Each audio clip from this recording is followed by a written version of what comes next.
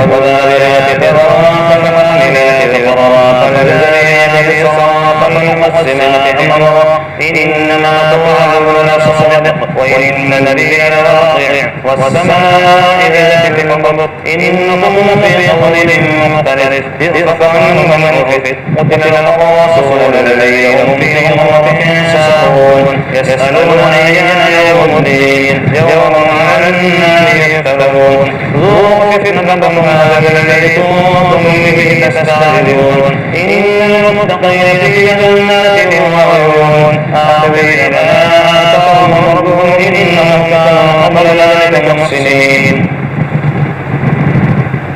كانوا قليلا من الليل ما يهجعون ومن أسحارهم يستغفرون وفي أموالهم حق للسائل والمحروم وفي الأرض آيات للموقنين وفي أنفسكم أفلا تبصرون وفي السماء رزقكم وما توعدون فرب السماء والأرض إنه لحق مثل ما أنكم تعتقدون هل أتاك حديث ضيف إبراهيم والمكرمين إذ دخلوا عليه فقالوا سلاما قال سلام قوم منكرون فراغ إلى أهله فجاء برجل سمين فقربه إليهم قال لا تأكلوا وأوجس منهم خيفة قالوا لا تخف وبشروه بغلام عليم فأقبلت امرأته في صرته فصفت وجهها قال عجوز عظيم قالوا كذلك قال ربك إنه هو الحكيم العليم قال ما خطبكم أيها المرسلون قالوا إنا أرسلنا إلى قوم مجرمين لنرسل عليهم حجارة من طين مسومة عند ربك للمسرفين فأخرجنا ما فيها من المؤمنين فما وجدنا فيها غير بيت من المسلمين وقررنا فيها آية للذين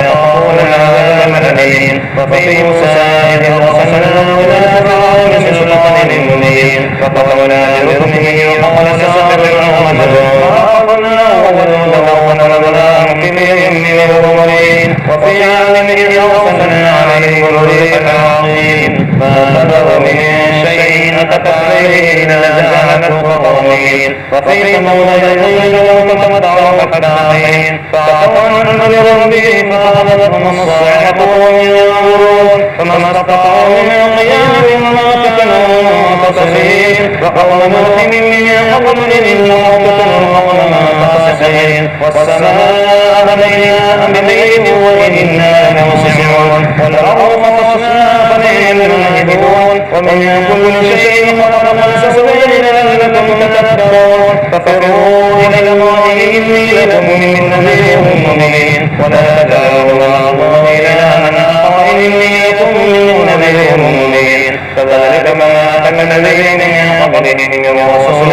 إلا قالوا ساحر أو مجنون أتواصوا به بل هم قوم طاغون فتولى عنهم فما أنت منهم وذكر فإن الذكرى تنفع المؤمنين وما خلقت الجن والإنس إلا ليعبدون ما أريد منهم من رزق وما أريد أن يطعمون إن الله هو الرزاق ذو القوة المتين فإن للذين ظلموا ظلما مثل ظلم أصحابهم فلا يستعجلون ويل للذين كفروا من